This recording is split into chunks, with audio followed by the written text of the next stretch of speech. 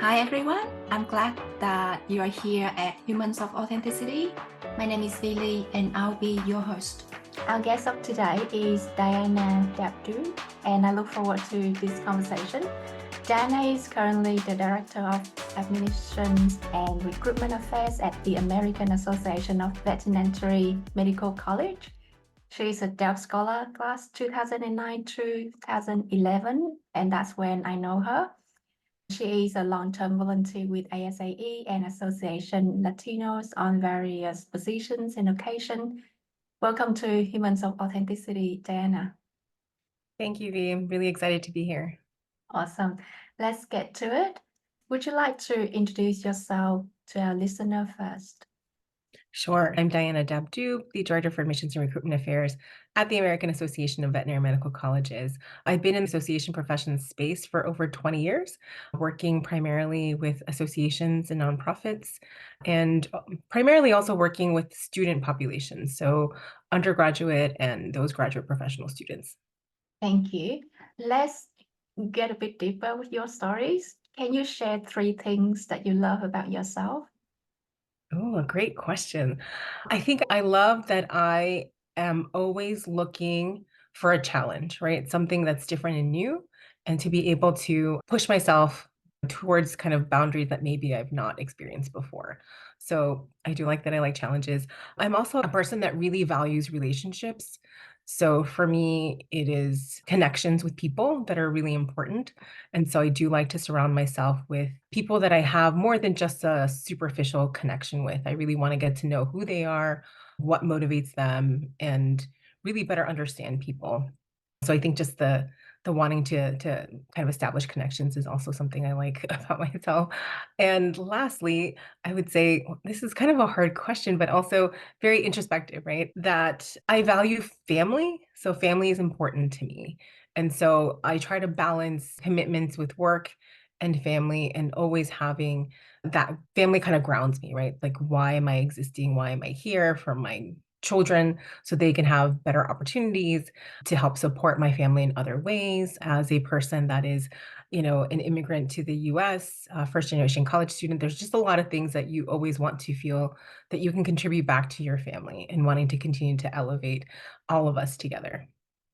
Thank you so much for sharing that. You gave me so much material to unpack here.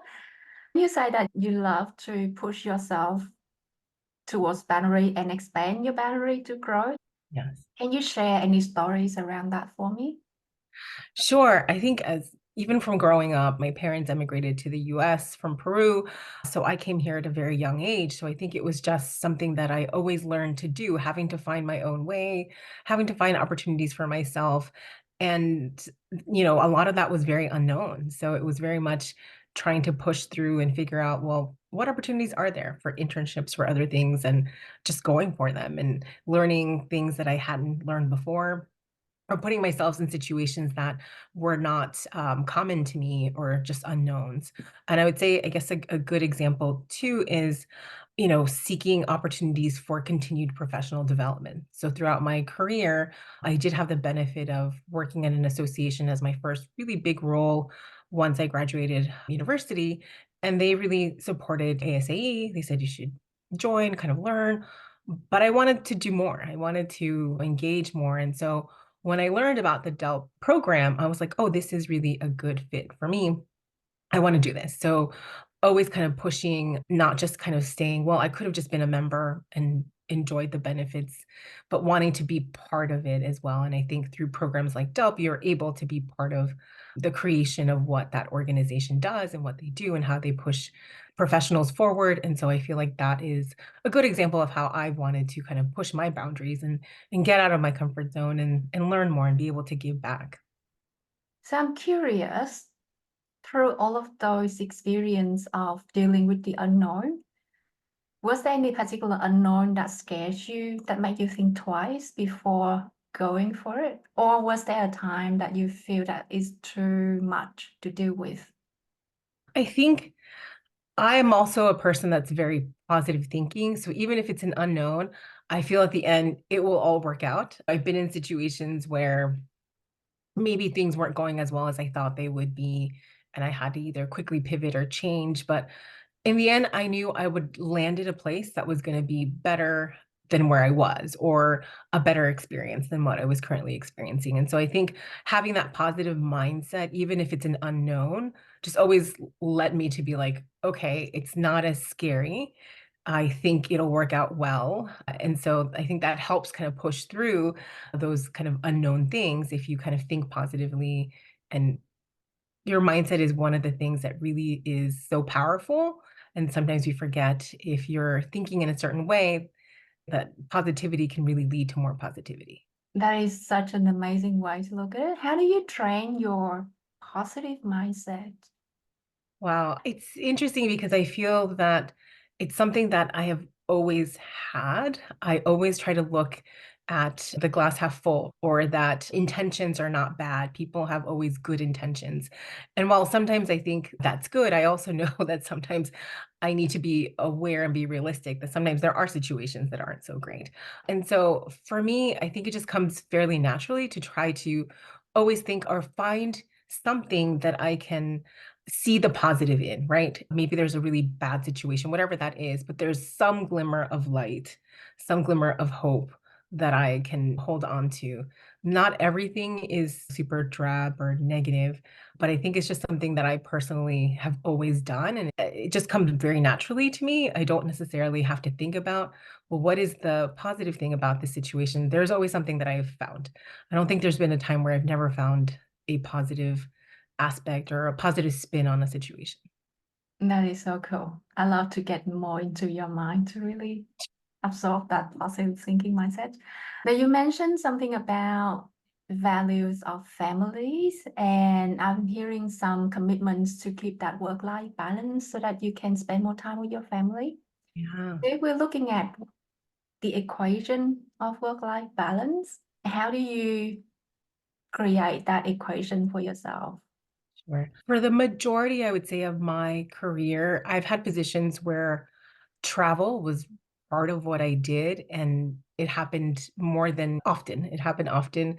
And so as I started a family, I have 2 daughters, it became really important to try to figure out what is the right balance for myself to be able to do the role that I'm in, partly because we all need jobs and be able to support people, but also because I liked what I did. I really enjoyed being either at conferences or speaking with people, but also that commitment to my family that they knew that I would always be there, whatever the case was. And so I've had to make some decisions when my kids were really little in figuring out what is that right balance. Or luckily, I have a lot of family support in the area. So it was never a point where my kids had to go with somebody that wasn't family. They were always either with my husband or with grandma or somebody like that. But even now to this moment, I feel like my daughters, they understand that mommy travels, but I do also have to explain like why I travel, what it's for, so that they understand that you can still look at advancing yourself in your career and trying to have a family,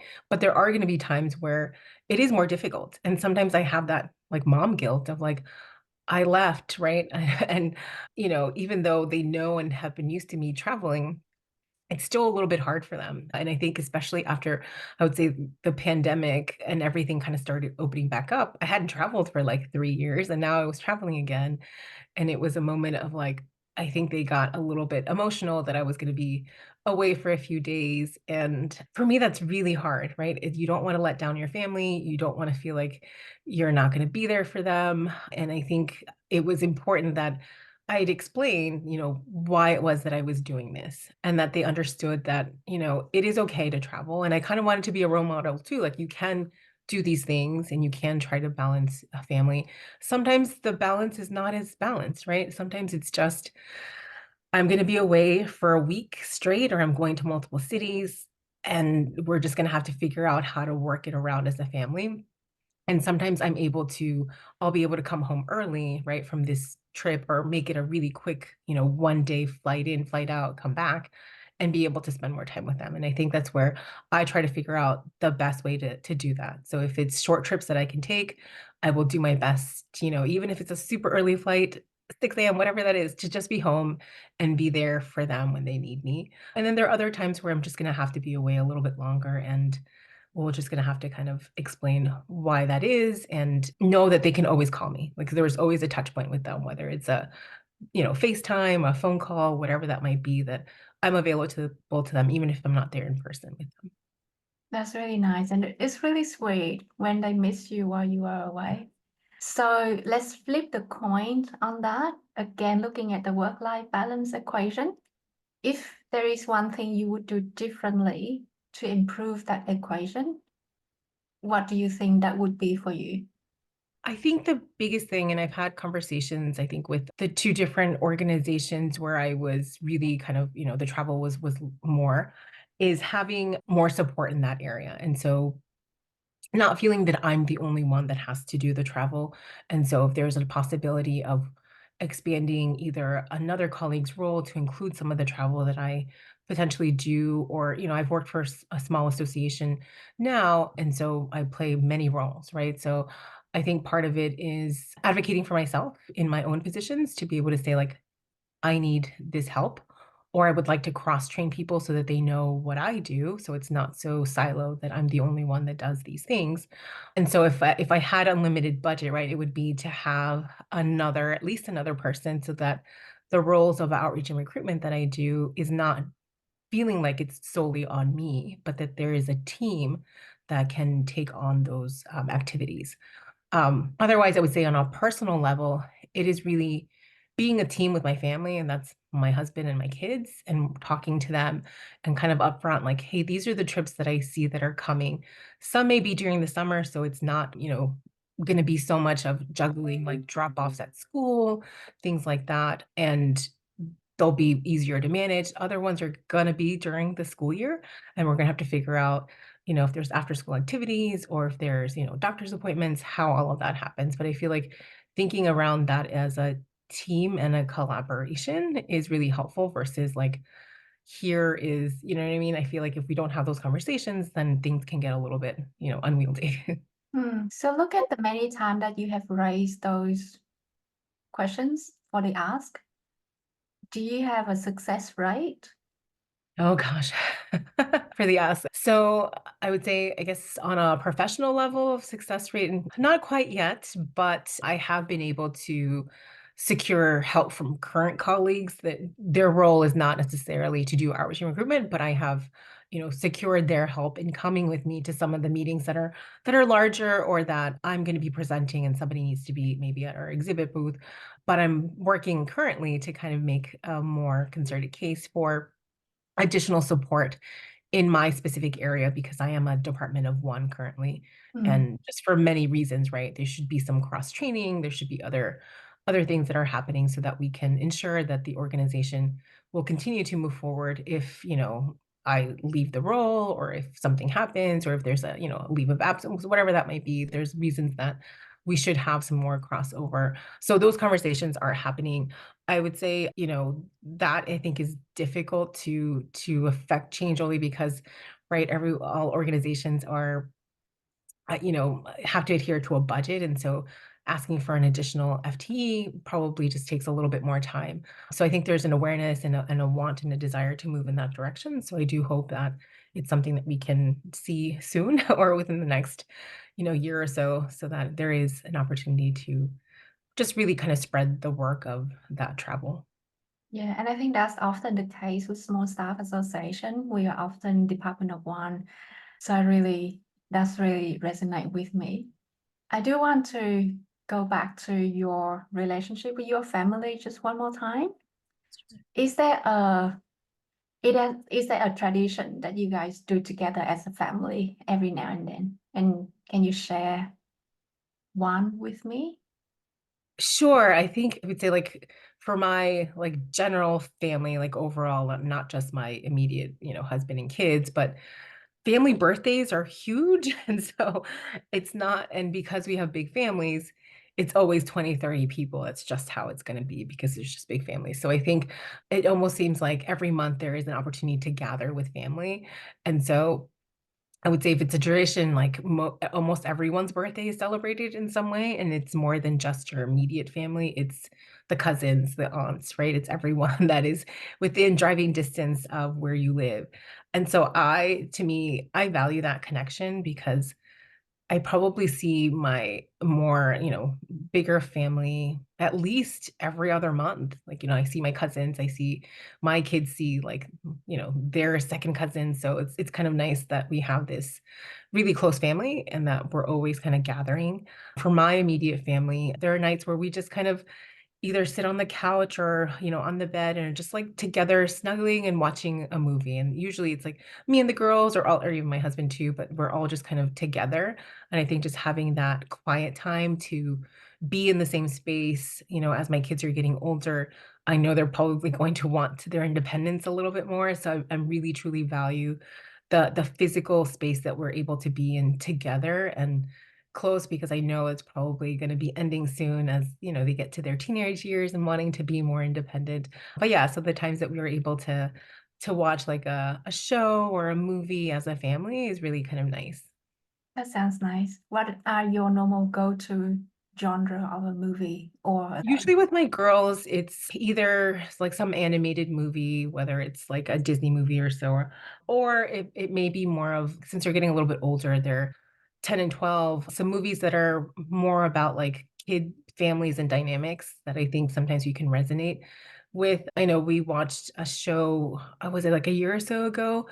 And it was One Day at a Time, which is the remake of One Day at a Time, because that was a show that was out a long time ago, but it's based with a Latino family, and so, my girls really connected with that because there was a lot of similarities in, like, the culture that was expressed, right? Because we were also Latino, and the people that they saw, they were celebrating in Latino culture, you celebrate a quinceañera, and so my daughter, I think after watching the show, she's like, "Oh, I think I might want one." She looked up dresses. It was just really a nice connection to be like she saw herself in a way reflected in a show because it was very similar to her family dynamic, and then was able to really connect with that, and so I thought that was a really great opportunity to really start engaging in some conversations about, like, what is a quinceañera, right? Like, what is that whole tradition around this 15th birthday that you celebrate in Latino culture, and what is the meaning of it? And so we did have some conversations around that, so it was kind of a nice opening to learn more about her own culture.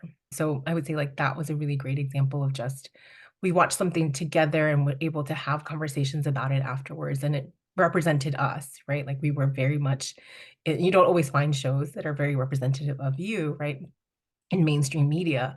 So it's really nice when you do find a show that does that. yeah. I've heard a lot about Quinceañera. Am I saying it correctly? Quinceañera. Yeah.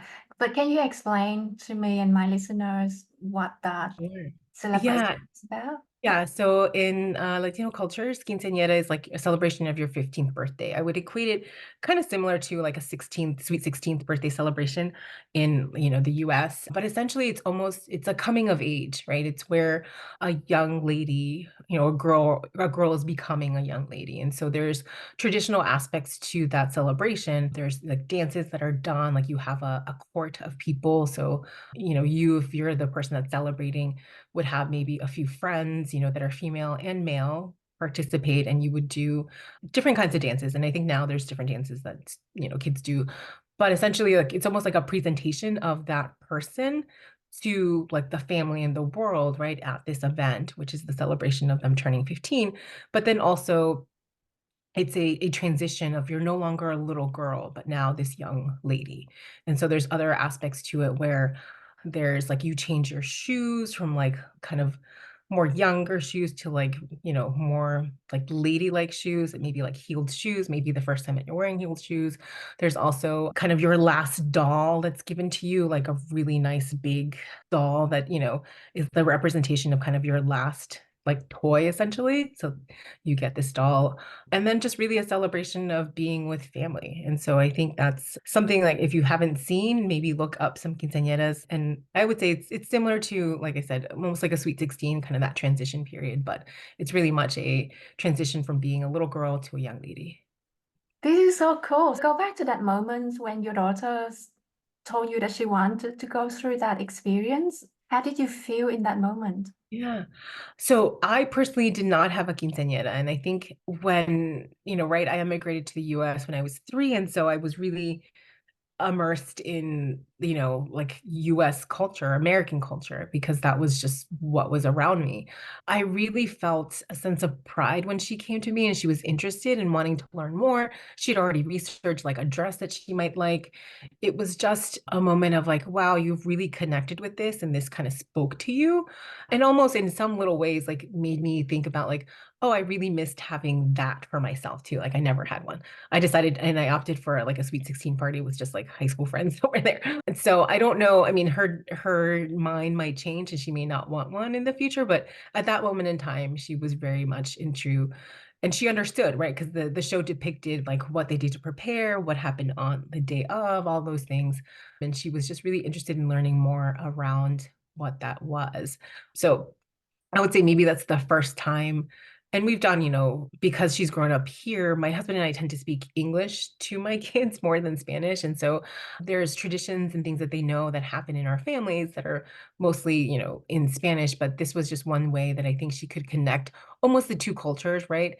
Because it was a depiction of a quinceañera at this moment in time in the US, so that she could see like how her experience would potentially translate as well there versus like if we were in Peru, right? Like she would see it in a different view. It would be what a quinceañera looks like in that country or in a Latino, country versus like what it could be. Cause I think it's a nice combination of like the two cultures of her growing up here as an American, but also having that cultural aspect of the celebration of the 15th birthday is so important and so unique that I think she wanted to experience that. Yeah, I think it's really cool when second generation kids who were born here Yeah.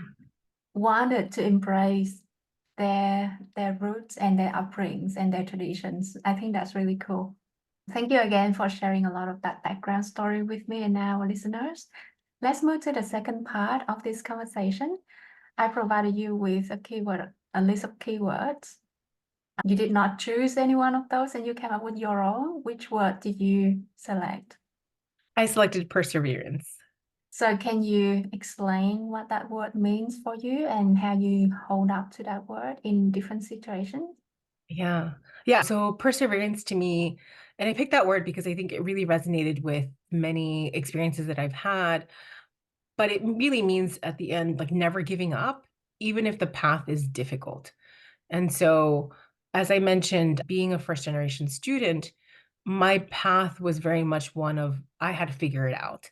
And so, figuring out how to navigate administration at like my schools, right? Like at my high school, figuring out where there was opportunities to do, either special programs or internships. All of those things were things that I had to navigate myself. And it was a path that sometimes was more difficult than others because either I didn't feel that I had the support or, right, like my parents couldn't support because they just didn't know. And so I always had to figure things out. Applying to college was all something that I had to do on my own. How to, look at, universities, how to go and like visit, what are the requirements, all those things. And it's something that I feel like was instilled in me, not only because I've had to do this on my own, but seeing my parents who came to the US, they left my sister and I with my grandparents for about almost 2 years because they wanted to come here, establish themselves, get jobs, have a place for them to bring us, to live, and so I could see all the hard work that they had done and what they were able to do for us to bring us to the US and what they continue to do. I remember my mom taking us to this like center at night because, she wanted to learn English. So it was like my sister and I sitting on the floor and her sitting in the class because that was the only way that she could learn more English. And I think just those experiences and witnessing that have also just propelled me to just have perseverance in every aspects of my life. And I would say even I'll give another good example of like the DELP process, right? So I had heard about DELP probably in 2000. I heard about it, I guess, the year before I applied. And then the first time that I applied, I sent in all my information and I realized after the fact that they never received any of my application packet. So I had done all that work, and it was never received. So then I applied the next year, and the next year it was received, but I didn't get in. And so I wanted to understand what I could do better to make my application stronger. And so I did initiate a conversation with, at that time, was the chair of the diversity committee at ASAE, to just get a better sense, like, what could I have done to make this application better? And so, I took that feedback. I applied again the next year and I did finally get in. But in my mind, I had already applied 3 times, right? I had applied the time that I didn't make it, the second time that I didn't get in, and then the third time I finally did get in. But I could have given up at any point and been like, I guess this is just not meant for me. But I really felt that that was a program that I wanted to be a part of. And I couldn't see myself giving up until I tried as hard as I could. And so I really valued, like, when I finally did get in, I was like, oh my God, this is what I've been thinking about for the last, like, 3 years. I wanted to do this. And then, to just thinking about my experience in pursuing, like, college education, my parents, came here again because they wanted us to do more than what they could do. But I chose to apply to, like, an Ivy League institution, and I didn't have the experience of what that process was gonna look like. I didn't necessarily have the support of a high school counselor, in the sense that they're like, "Yeah, you can do it," but I was like, "I'm gonna try." Like, if I don't try, then I'm never gonna find out if I could have done it or not, and I'm glad that I did. And, I didn't put all my eggs in one basket. I still applied to other schools that I knew I would get into, but I think if you don't reach high, then you're never gonna know what you're able to attain.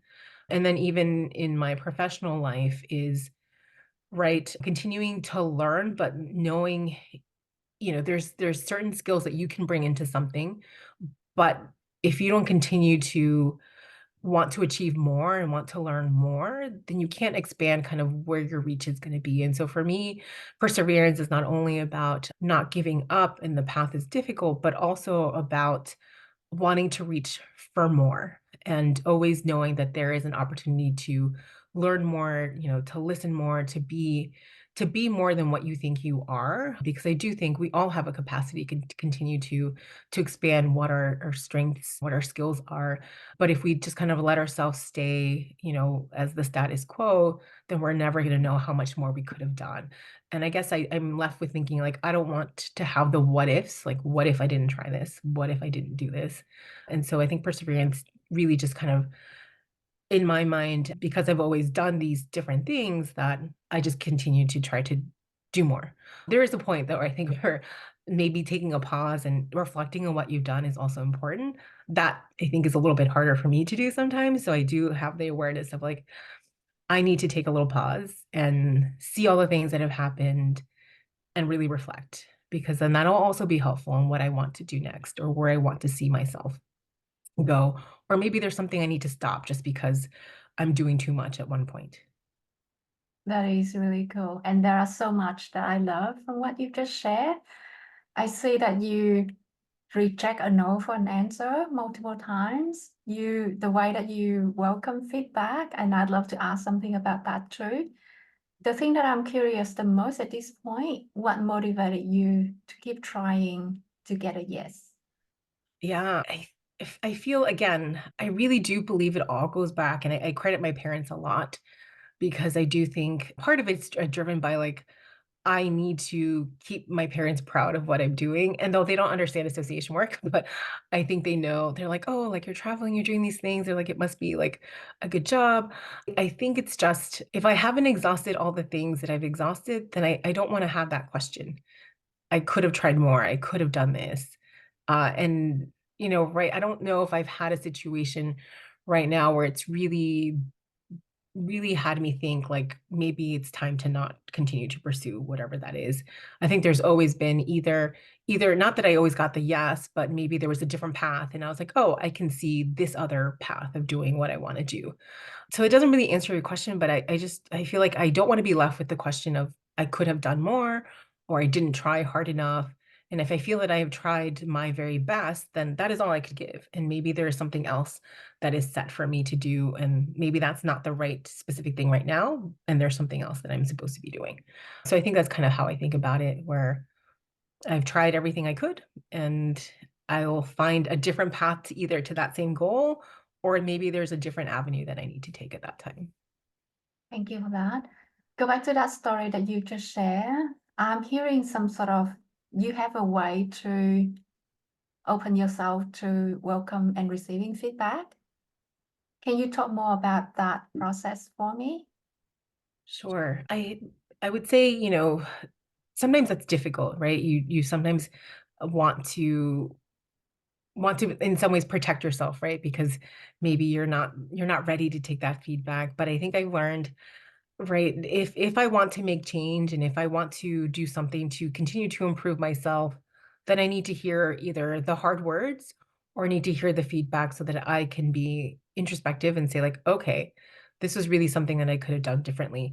I would say that that didn't come easily. It came with time and it came with people that were in my life that were supportive. And I would say that it includes many colleagues that I had throughout my career, peers that, provided some peer mentorship, peer guidance. And to this day, I have, I would say, a network of people that maybe they're not formal mentors, but there are people that I trust to tell me sincerely tell me or tell me honestly, like, what are the things that I could have done better, or what are the things that they, either I'm seeking their support or seeking their advice. And I think it's just surrounding yourself with people that you feel are wanting to see you succeed can help you hear that feedback so that when you are getting feedback from other people. So right when I reached out to the chair of the diversity committee, I didn't really know them on a personal level, but I wanted to know and I really wanted this program, so I wanted to know what I could do. And so hearing that feedback, I was like, wow, I see what you're seeing, right, in my application. I see what the pieces that were missing that weren't very apparent, and so I could go back and say like, "Okay, I can take this information and make it better." But if we don't seek that feedback, then we never really know what are the gaps, and I think even with any job, I work with volunteers, getting their feedback on like, "Well, is there areas that I'm missing? Is there things that I'm not doing, things that we need to be doing?" Then we're never gonna know, and we're never gonna be able to either make a correction or reformat either whatever you were trying to say in a certain way. So I think feedback is really important. It's just not easy to always get, and it's also not easy to receive, but I think if you start doing that with a safe group, like peer mentors, then it becomes easier to receive from maybe people that you're not, so close to, or maybe it's in a supervisor kind of capacity where some of that can feel like, oh, you're being, kind of pinpointed on things that you were doing so well, but you can't grow without knowing what you could have done better, or knowing what are areas of continued growth. And so I think for me, it's like, well, it's an opportunity. So I see again, I kind of flip it around. It's an opportunity for me to do better. It's an opportunity for me to learn more, to give more. And that's the way I think if you frame it in a positive spin, I always say for our volunteer members, those that maybe sometimes we think are a little bit more maybe they complain more or, they're the ones that are pointing things out that aren't right, but I'm like, they're doing it because they care, and Mm. they care about either the organization, about the work, about you, and so I think if you think about it as they care enough to tell you so that you can work on these things, then that's a positive, because if somebody didn't care, they just wouldn't tell you anything, and so that's why I think seeking feedback too is important. You're not always gonna get it, and if you don't seek it, then you're not gonna really know. That is so cool. I'm hearing a lot of open-mindedness, but also a lot of certainty and awareness about yourself because I know that when receiving feedback, some of them will be constructive and some of them could have been noise. And if we are not aware of ourselves and not certain enough about ourselves, it's easy to delve into the noise. Yeah. So I really appreciate you sharing your framework. Now you mentioned, I'm hearing that you have a group of supportive network and people around you. What I felt about support network is, again, like conversation like this, I've always learned something new in every conversation that I have with these people. Is Mhm. there a favorite lessons that you've received in one of your conversations with your peers? I would say I think in general, some of the things that I've heard from my peers is more around like uplifting me, like, yes, you can do this. Because I think, all of us have this sometimes self-doubt, right, on what we were able to achieve. And the biggest thing that that support group has provided is like, yeah, like I see that in you, you can do it kind of situation. And I think just having and hearing those words of affirmation from others is really helpful because you sometimes can get lost of like, well, these are all the things that maybe I see gaps. Let's say, for example, I'm trying to achieve whatever certain status somewhere, or like, let's say achieving my CAE, which I did, but it was, am I ready? Yeah, I think I'm ready, right? And so sometimes you need the people to help support you and help remind you of what you are already capable of. And I would say my group of peer mentors do that all the time.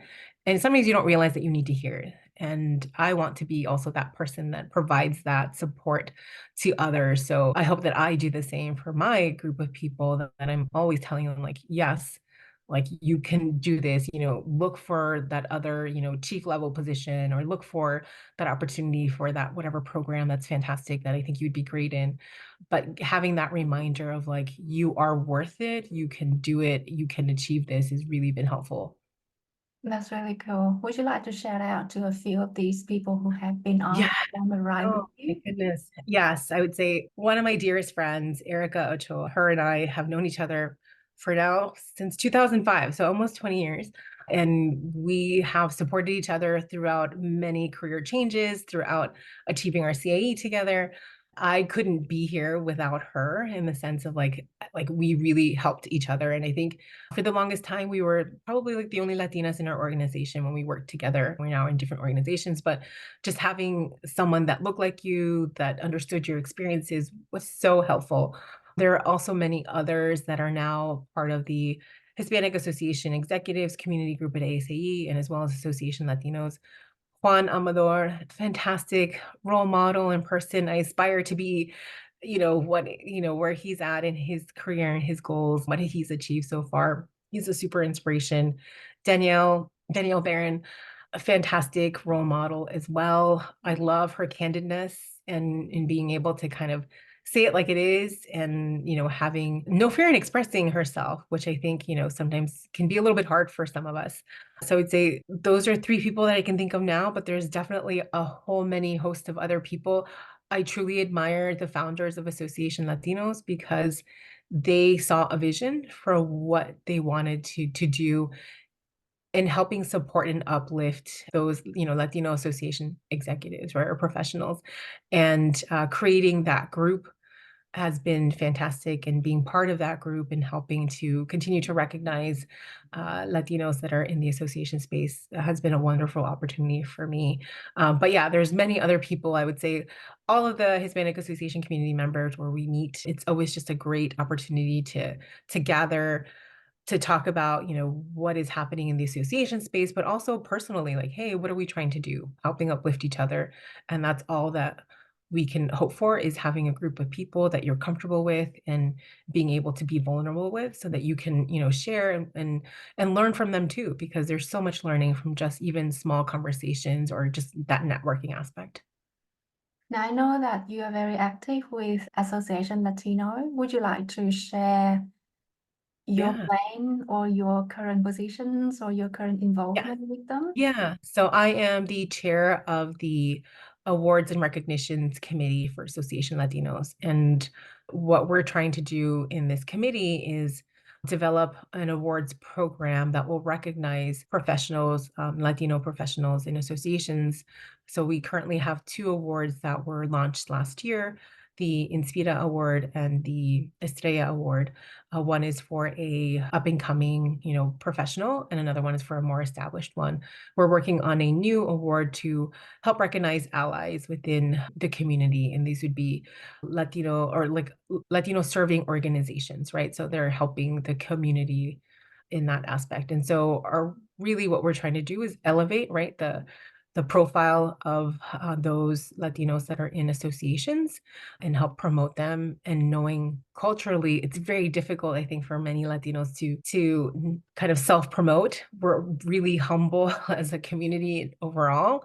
And so I think if we can create this space to uplift each other and then also share of the other opportunities that are out there and that we can support each other to achieve that. That is so cool. I'll keep watching out for your next programs. I've heard of the two recipients last year and I know them in person and they are absolutely amazing individuals. So well done on that one. I want to go back to your chosen keyword, Mhm. perseverance, and I want to flip the coin this time. Okay. I'm trying to understand the reward of perseverance because as soon as I heard of perseverance, I'm seeing, we are pushing ourselves, we're trying our best to get there, whatever there is. So I'm trying to understand how do you define there in your Mhm. scenario? What were your rewards during your journey of perseverance? Yeah, and I guess it could be in many different ways, right? So I would say, what is the dare? The dare is defined by like, is there a specific goal that I have, right? And it may be a personal goal, it may be a professional goal, and it may be small or maybe big. So, for example, it could be that I am looking at some point to achieve a level of recognition, let's say within the association space. And there's many ways that it can be done, right?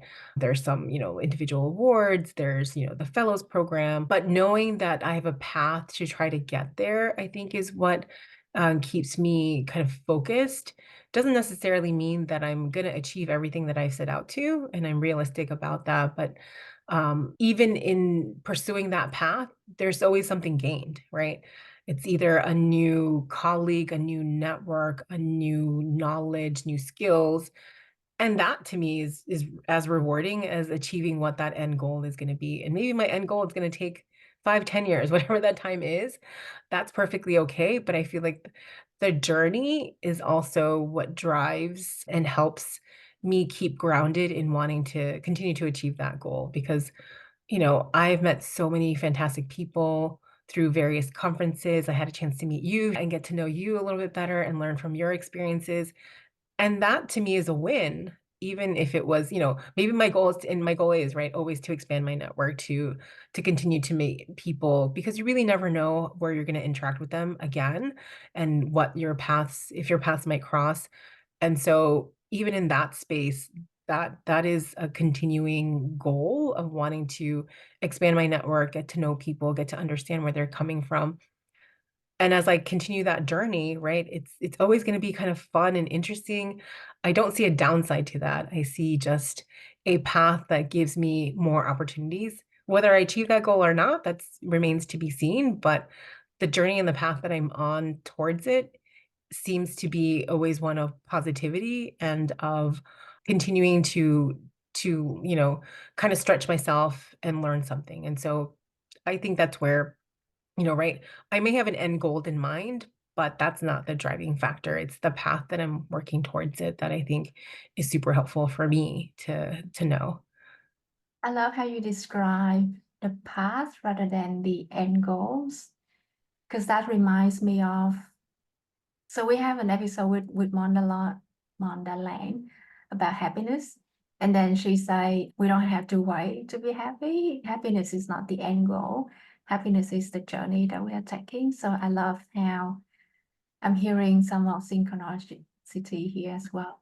We are getting to the end of the episode soon. Is there any last minute stories or anything else you'd like to share about perseverance? Yeah, I'm trying to think of there's probably a few stories that I have, but I think one that comes to mind is right as a young professional, I always was trying to figure out, was this the career path that I wanted to be in? And what really connected to me was associations always have a community or a purpose, right? That they're driven in mission. There's a mission of an organization. And I think keeping that in mind and knowing that in the word of persevering, wanting to continue to elevate whatever role I was in, either move to another role that was at a higher level, right? Maybe coming from like a coordinator to like a manager to a director, that the key thing was looking at where I wanted to go, but that purpose also matched with my purpose, right? And so I think there's perseverance of like wanting to achieve, but you don't want it at a cost, right? It has to be matched with my values and what I feel that are important. And so in looking at associations of where I've been, it's really been important of like, understanding what is the mission of the organization and how I can support and elevate still that community also, because in my role, right, I'm working to support young students that are interested in veterinary medicine.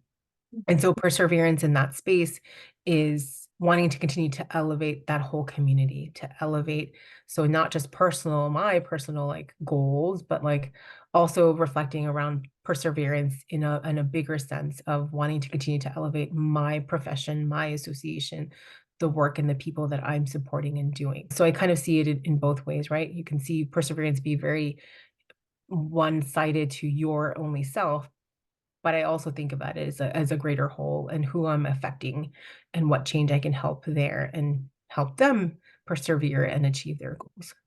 What I love about that is as soon as you start looking at the community that you serve, being the up and coming, the students in medical college, we start talking about empower the next generation Mhm. of medical workers, and which we know that there are a huge workforce shortage in there. So really admiring the work that you're doing. Yeah. Talking about that, and we're getting to the last part of the conversations. What's next in the coming 12 months for you? Great questions. So I am still highly involved in many committees. I think for me in the next 12 months, I am looking at, I think one of the things I mentioned is continuing to expand my network. And so I'm looking to get involved in a few other organizations that are maybe a little bit different or maybe more focused, seeing where I can provide my support, whether it's in a committee role or not. But I've had, a few years of serving as chair in some committees. I'm also internally within my own role, I have also kind of, serving as a chair for a cross-professional group that is focused on health professions. So maybe taking a little bit of that reflection time too to see like what is it that I want to do next, for a few, for a good year, the CAE was, kind of in my line of sight. And so when I did achieve that, now I'm like, well, what is the next thing that I want to learn? What is the next thing that I want to do? And I feel that there is a void. I haven't figured out what that next thing is, but I want to continue learning. And so is there a program that I can do? Is there an activity that I haven't been a part of that I can be a part of? Sometimes I feel like I may be filling my like space with a lot of things to do, but if I didn't, then I would feel like that I'm not doing enough. And Mm. so to me, I always have to feel like I'm involved in some way, and either that is giving back my time in a committee role or learning in some sort of program. And so I haven't figured out what that program is yet, V, but I'm looking at a next opportunity for continued learning. But I do think that I need that time to reflect. I've done a lot of things in a short amount of time that I need to figure out, okay, I've done all these things. That's great. Is there another space that I can be helpful in? Or do I continue the path that I'm in, which is, being involved in ASAE, being involved in Associación de Latinos, being involved with the Hispanic Association community. But I always feel like there is more and there's always more to do. How do you recharge your energy so that you can Yeah, great add question. things to your list? Right. I definitely feel recharged when I'm engaging with people. And Nice. so I don't, while right, there's always times of stress or times where there's a lot of things going on. But to me, is that engagement with someone. So, whether it's a committee that I'm meeting with, I'm like, ooh, I see like you're super interested in what you're doing. That makes and drives like my continued interest in wanting to be part of it. And so I think if, for me, it's that interaction. So if I was, and I have worked from home, but let's say, for example, if I was very much a work from home and didn't really get a chance to come in the office or interact with that many people, I think that would be more difficult for me. So I think I always have to find the opportunity to continue to engage and have that connection with others that really helps drive what I do and recharges me. Other than that, I mean, always, taking some time to just do something that's reading a book or watching a movie. Maybe it's a movie I've already seen, but at least it's very comforting to know that I can just be with myself and not have to do something. That sounds cool. So the last question of the episode, thank you for staying with me until now. This is a fun one. If you were going on a dream vacation tomorrow, what is the one item you would take with you and why? I probably would say a book, right? If I'm going on my dream vacation, then I would want to try to disconnect, right, with, no social media, no phone, no computer. I love to read, and I've been saying this for, the last maybe 6 months or so that I need to make time to do that more and just be present with the book and not feel the distraction of, oh, the TV's on in the background or oh, my phone is pinging or anything like that. So I think a book for me would be fantastic because I feel in books that you can totally immerse yourself in the story. You can visualize and be where that book setting is. And that sometimes is super relaxing and liberating because you don't have all this other noise behind you. And it's just you and the book, you and that story. And, it could be a very, whatever kind of story it is, it just makes you feel like you're completely transported into another place. Nice. What's your go-to genre?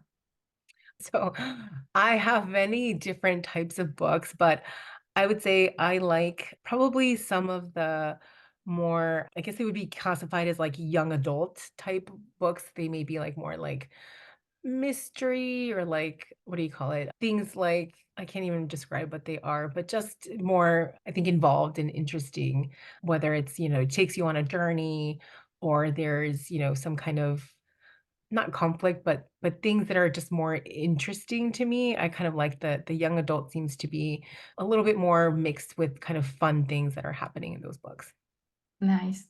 My go-to genre is always science fictions, without a doubt. Yeah. This is really the end of the episode. Thank you again for your time and your openness to share your story with me. Yeah, I really love how you're very certain about the theme perseverance, and all of your stories really speak through to that. So yeah, thank you. Thank you, V. I'm very, very happy to have been part of this. And so look forward to continuing to see more of these podcasts. I appreciate the feedback. That's it for today's episode. Drop your thoughts in the comment section. I'd love to hear your take on the chosen keyword. Have a lovely time, and thank you again for spending time with Humans of Authenticity.